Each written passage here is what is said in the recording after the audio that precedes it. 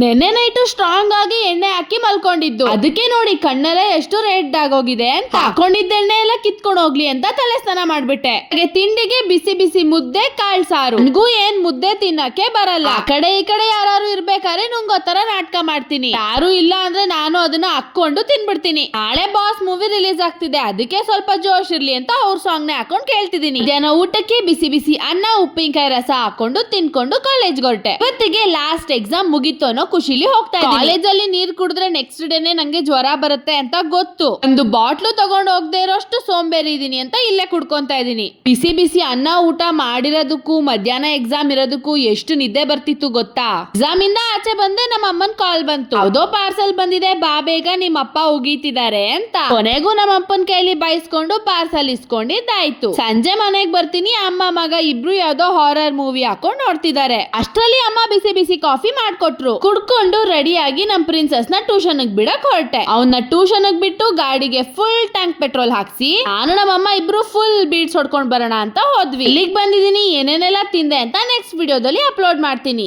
ಅವಷ್ಟೇ ಏನ್ ತಿಂದಿಲ್ಲ ಆಯ್ತಾ. ನಮ್ಮ ಅಪ್ಪ ಮತ್ತೆ ಪ್ರಿನ್ಸಸ್ಗೂ ಪಾರ್ಸಲ್ ತಂದ್ವಿ.